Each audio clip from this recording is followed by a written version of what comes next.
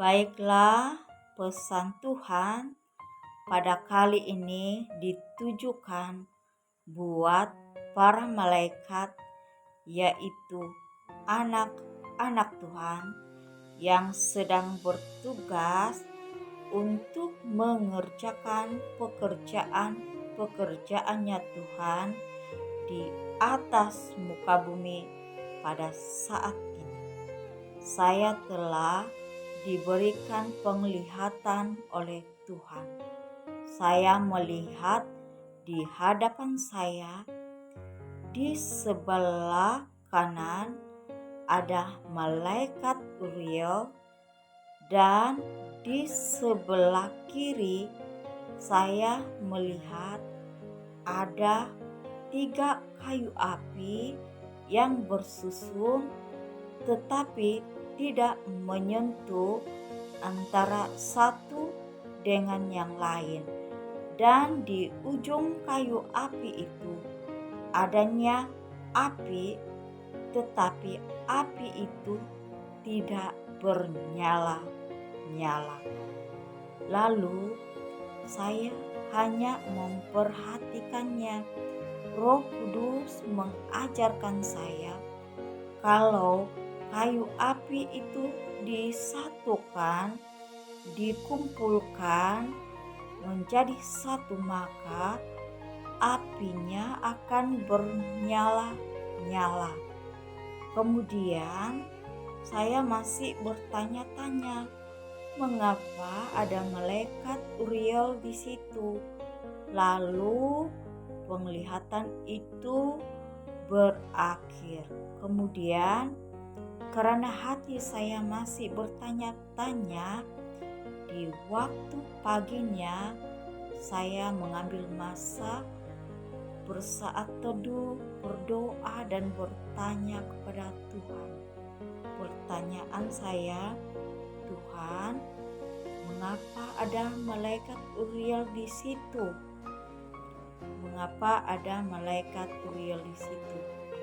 Jadi Tuhan berbicara kepada saya bahwa pesan ini ditujukan buat para malaikat, anak-anak Tuhan yang sedang bertugas di atas muka bumi pada saat ini. Lalu Tuhan memberikan saya firman yang tertulis di dalam Roma 12 ayat 11. Janganlah, hendaklah kerajinanmu kendor, biarlah rohmu menyala-nyala dan layanilah Tuhan. Semua para malaikat, yaitu anak-anak Tuhan yang sedang bertugas pada hari ini, diberikan perintah oleh Tuhan agar mereka memiliki roh yang menyala-nyala untuk melayani Tuhan. Kemudian firman Tuhan yang ada di dalam Imamat 6 ayat 13, harus dijaga supaya api tetap menyala di atas mezbah, janganlah dibiarkan padam. Kita harus membiarkan api kita menyala-nyala untuk melayani Tuhan. Jangan biarkan itu padam. Oleh itu diperlukan tindakannya kita untuk menyatukan kayu api itu. Jadi kayu api itu kan tidak saling menyentuh. Itu sebabnya tidak ada nyalaan api di kayu api itu. Jadi kita, para malaikat itu, harus memiliki tindakan yang membuat kita bernyala-nyala untuk melayani Tuhan. Jadi untuk kita melayani Tuhan, supaya kita bernyala-nyala itu, kita mesti mencari hadirat Tuhan. kita harus berada di dalam hadiratnya Tuhan.